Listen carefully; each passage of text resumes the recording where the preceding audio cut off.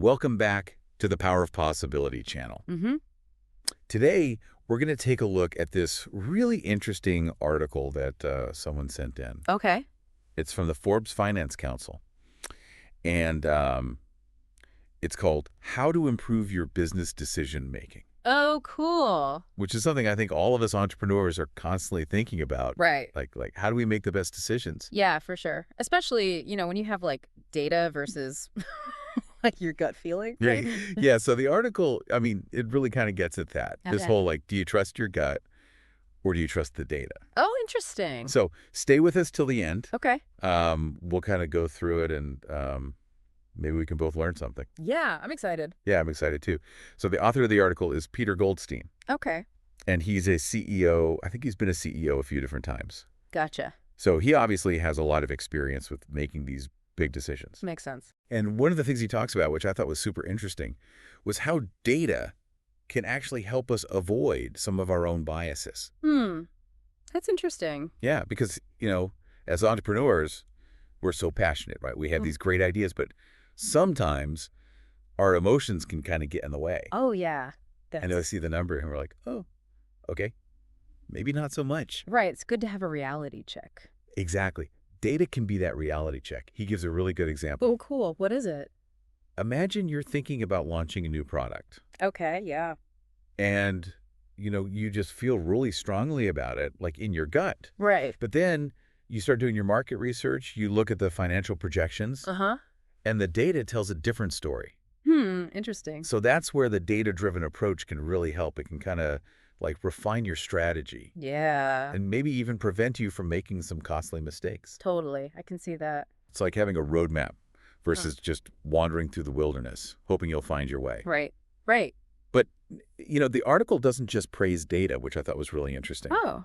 It also acknowledges that data has its limitations. Okay. Yeah, that makes sense. I mean, let's be real. Yeah. Sometimes you got to make decisions quickly, right? Totally. You don't always have time to wait. Exactly. And- gathering and analyzing all that data, well, it takes time. Yeah, it definitely can. And time is something that entrepreneurs are always short on.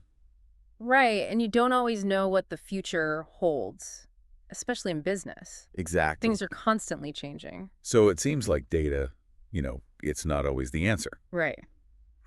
So I'm curious, what does Goldstein suggest for those situations where you don't have a lot of time or maybe you don't have all the information? What do you do then? Well, he talks about this idea of intuition, like using your gut feeling. He even shares an example from his own experience. He had this feeling that one of his company's services would be a hit. Yeah. But obviously he's a data guy, right? So he still did his research, but his intuition ended up being spot on. Wow. So it's like that sixth sense that some entrepreneurs have. Yeah. They can kind of sense an opportunity, Mm-hmm. or even a potential problem before the data reveals it. Right, like a superpower almost. Totally. But, I mean, obviously intuition's not perfect either, right? And they're not foolproof. Are there any downsides to relying solely on your gut? Oh, yeah, for sure. I mean, intuition is great, but you're not necessarily born with it. It's something that you have to develop over time with experience. That makes sense. And it can be influenced by our biases, our Right. personal experiences and beliefs, Right. which can lead us to make, not so great decisions. Yeah, for sure. So it sounds like the key is to figure out when to trust your gut and when to really dig into the data. Exactly. It's about finding that balance. And actually, Goldstein talks about some common decision-making traps that entrepreneurs often fall into. Oh, interesting. Yeah, he calls them traps. Like, one of them is the anchoring trap. Have you ever noticed how you can get fixated on one piece of information? Oh, yeah, totally. Like, let's say a competitor's price point or something like that. Right. And it just, totally skews your thinking. Yeah, like tunnel vision. Exactly. You ignore all these other factors that are probably just as important. So how do you avoid falling into that trap? What does Goldstein suggest? Well, he says it's important to actively seek out multiple perspectives. Okay, that makes sense. Don't just rely on that one piece of information. Talk to your advisors, research different approaches, consider other people's viewpoints. Right, so you're basically saying it's about getting the bigger picture. Exactly. You need to broaden your perspective before you make a decision. It's like that saying, 2 heads are better than 1. Exactly. Sometimes you need that outside input. But sometimes it's not even about getting more information. It's Yeah. about being willing to step out of our comfort zones. Right. He talks about the status quo trap. Yeah. Like, we like to stick with what's familiar. Yeah, even when it's not working anymore. Exactly. And as entrepreneurs, we're supposed to be innovative. Mm-hmm. But sometimes that fear of change holds us back. It's a constant battle, isn't it? So how do we break free from that status quo mindset? What are some things that, we could do? Well, Goldstein suggests challenging your own assumptions regularly. Okay. Like, ask yourself, why am I doing it this way? Mm. What am I missing out on by clinging to the old ways? Yeah. Sometimes setting specific goals that kind of force you to stretch beyond your comfort zone, that can help too. That's good advice. Okay, now for a trap that I think we've all fallen into at some point, the sunk cost trap. Oh, yeah. The classic, I've already invested so much, I can't give up now. Right. It can be so hard to walk away from a project, even when, deep down, it's not working. It is tough, yeah. So how do we overcome that Yeah. sunk cost mentality? Goldstein says you got to detach yourself emotionally from those past investments. Easier said than done, right? Oh. Especially when you've, poured your heart and soul into something. Exactly. But he said you got to ask yourself, Mm-hmm. if I were starting this project today, knowing what I know now, would I still invest? It's a tough question to ask yourself, It is a tough question. but it forces you to be honest with yourself Yeah. and look at the situation objectively. Right, without letting those emotions, cloud your judgment. Exactly. Sometimes cutting your losses and moving on, it's the best thing you can do. It is, even though it's hard. Yeah. It's tough. He also talks about this confirming evidence trap, Okay. which is kind of interesting. Like, how we tend to look for information that supports what we already believe, Oh, yeah, totally. even if it means, like, ignoring the warning signs, right? Yeah. It's like, when you buy a product and then you only read the positive reviews, Right, exactly. even though there might be, like, a bunch of negative ones out there. We all want to be right, Yeah, we do. but it can be a dangerous way to make decisions. It is, for sure. So how do we make sure we're not just seeing what we want to see? Well, the first step is just being aware of it, right? Okay. Like knowing that we have this bias, and then you have to consciously try to get different viewpoints, Okay. especially ones that challenge, your assumptions. Oh, yeah. So almost like pressure testing your ideas. Exactly. It might be uncomfortable, Yeah. but ultimately it leads to better decisions. Right. Okay, so this framing trap, Mm-hmm. this one's like really interesting to me. This whole idea that the way a problem or an opportunity is presented, can really influence how we decide, Yeah. even if the facts are like the same. It's like a classic sales tactic. Like, think about a limited time offer. Yeah. Creates that sense of urgency, Yes. even if you weren't even planning on buying it. Right. That's framing, right? Right. It's Yeah. so subtle, It is. It's crazy. but it's powerful. So powerful. So how do we make sure that, in our own decision making, we don't fall for that? Like, what are some things we can do? Well, Goldstein says, like, try to reframe the problem yourself. Okay. Like, look at it from different angles. Okay. Think about different perspectives, Right. maybe even use different words to describe it. Take control of the narrative. Yeah. Don't let someone else's framing dictate your decisions. So it's about like taking a step back Yeah, and really analyzing things from a more neutral standpoint. exactly. Okay, now this last trap that he talks about, the estimating and forecasting trap, Uh-huh. this one seems really relevant for entrepreneurs because, we're always trying to predict the future. Right, we have to be. And there's two sides to this one, right? Mm-hmm. You can be like overly optimistic. Right, and have these unrealistic expectations. Yeah, and then, make some risky decisions. Yeah. Or you can be too cautious and miss out on opportunities. Right. So it's all about finding that balance Exactly. between like optimism and realism. Yeah. So what are some tips for like, making more accurate predictions? How can we do that without falling into these extremes? Well, Goldstein suggests using different forecasting methods. Okay. Don't rely on just one approach. Yeah. And be flexible, right? Yeah. Adjust your forecasts as you get new information. That makes sense. The business world's always changing. Yeah, it is. You gotta roll with the punches. One thing that struck me about this article is that he actually talks about failure, Oh, interesting. which I thought was kind of cool Yeah. because a lot of times, we only hear about the success stories. Right, the highlight reel. Exactly. Hmm. But the reality is most successful entrepreneurs have faced, like, setbacks. Right. Oh, Tons of them. yeah, like those overnight success stories Uh-huh. that we all know took years Years of hard work. and probably a few failures Oh, yeah. Lots of on- failures. behind the scenes. But it makes for a good story, right? Yeah. The comeback story. But Goldstein, he emphasizes that, failure is not the opposite of success. It's part of the journey. Yeah, it's how you learn and grow. Exactly. So it's not a question of if you're going to fail. Yeah, It's when. exactly. And how you deal with it. Right. It's interesting because I think that's where the data and the intuition can really work together. How so? Well, when you have a setback, the data can help you analyze what went wrong. Right, like identify the areas for improvement. Exactly. But then the intuition, helps you process the emotions. Oh, yeah, the emotional side of it. Yeah, like learn from the experience And build resilience. yeah. So you can keep going. So it's almost like the data helps you understand the what and the how, Mm-hmm. of the failure. Uh-huh.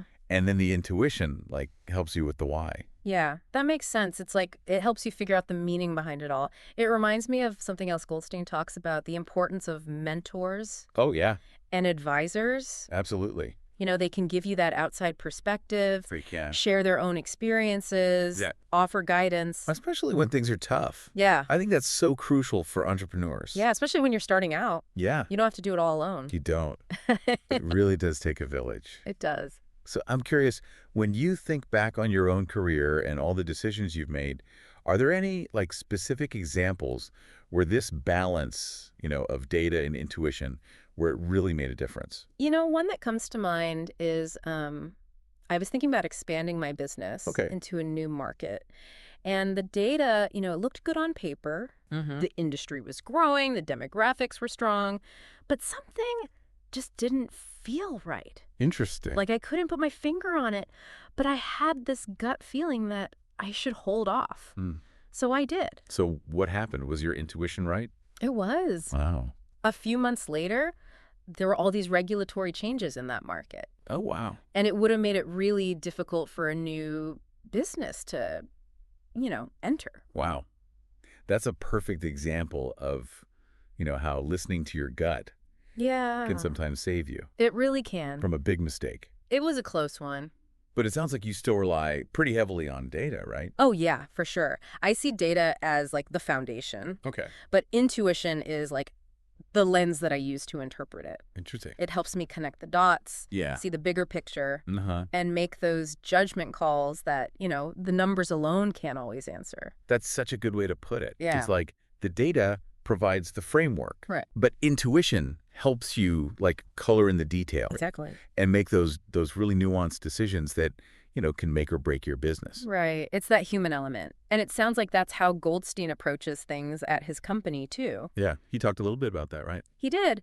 He said at MS Capital, they use both data and intuition, Okay. especially when they're making investment decisions, which, in today's market, Yeah. it's so volatile. It is. It's really important. Yeah. And he emphasized that it's not about choosing one over the other. Right. It's about understanding the strengths and limitations of both Yeah. and finding that sweet spot where they work together. So the takeaway for our listeners, Mm-hmm. it's not data versus intuition. Right. It's data, Absolutely. intuition. Together, Exactly. they're a power couple, They are. like peanut butter and jelly. Yes. So how do we practically, apply this? How do we actually use both data and intuition in our decision making? Well, I think the first step is to develop a system, Okay. that bridges the gap between how we ideally make decisions and the reality of, time constraints and limited information. Right. Because we don't always have all the time in the world. Exactly. So have a framework in place, that you can use to guide your decision-making process. Okay. So like a step-by-step process. Yeah, exactly. Like start by gathering the data that's available, Okay. analyze it, Mm-hmm. but then don't be afraid to also tap into your intuition. Right. See what your gut is telling you. Yeah. And see how that aligns with the data. Okay. So it's about using the data to inform your intuition, Yeah. but not necessarily replace it. Exactly. They can work together. Right. So, like, see those market trends. Mm-hmm. Let them guide your gut feelings. Exactly.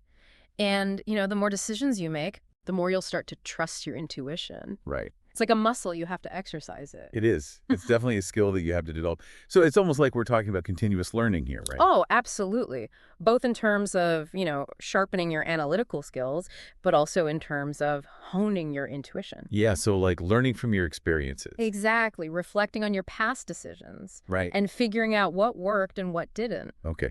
And I think something else that's really important is, getting feedback from others. Oh, yeah, definitely. Don't be afraid to ask for advice from mentors, from peers, Right. people who have different perspectives. Sometimes you just need like an outside view, right? Totally. Sometimes you're just too close to the situation, Yeah. and you need someone else to help you see the blind spots. It's like, you're getting input from your head and your heart. Exactly.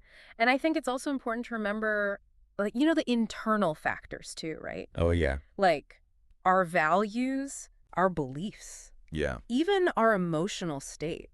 Yeah. That's a really good point. Like, we can have all the data in the world, right? Mm-hmm. And the best intentions. Right. But if we're not in the right headspace, Yeah. we're more likely to make those impulsive decisions Oh, or mhm. emotional decisions. Yeah. It's like when you're stressed or burned out, Oh, yeah. everything just feels, Amplified. yeah. 100 times worse. It's harder to think clearly, Right. to make those rational decisions. Exactly. And that's why self-care is so important for entrepreneurs. It is. It really is. It's not just about, bubble baths and meditation, Right. although those can be helpful. They can. But it's really about recognizing when you need to, like, step back, Uh-huh. recharge, Yeah. and approach decision-making from a place of, like, calm and clarity. So what are some practical things that, entrepreneurs can do to like, prioritize their well-being? Well, I think setting boundaries is huge. Okay. It's so easy to work all the time It is. when you're passionate about your business, Yeah. but you have to create those lines between work and personal time.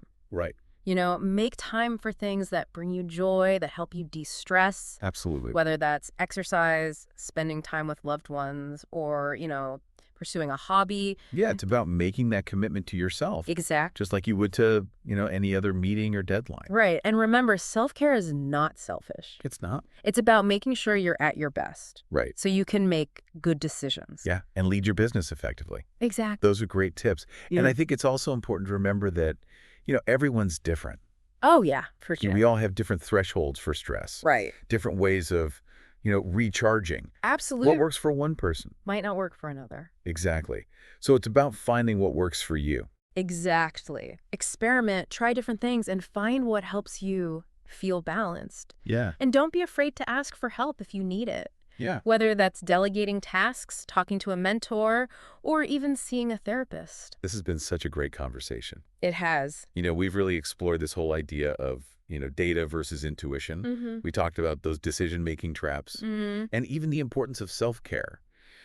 What do you think is the biggest takeaway, for our listeners, if they were to remember just one thing? I think the biggest takeaway is that effective decision-making, Yeah. it's not about choosing between data and intuition. Right. It's about mastering the art of integrating the two, Love that. understanding your own biases, Yeah. seeking out different perspectives, Right. and ultimately trusting yourself. Beautifully said. And remember, everyone, entrepreneurship. Yeah, It's a journey. it is. It's a marathon, not a sprint. Exactly. Oh, yeah. There will be ups and downs. Oh, yeah, for sure. Successes and setbacks. You got to embrace the roller coaster. You do. But by, working on your decision-making skills, Yeah. prioritizing your well-being, you'll be ready to, navigate those challenges Absolutely. and achieve your goals. You got this. So we hope you enjoyed this exploration of data versus intuition in business. Yes, we did. Thank you for joining us on the Power of Possibility channel. Stay with us till the end of every episode for a thought-provoking question to ponder on your own entrepreneurial journey. And don't forget to subscribe so you don't miss out on future episodes.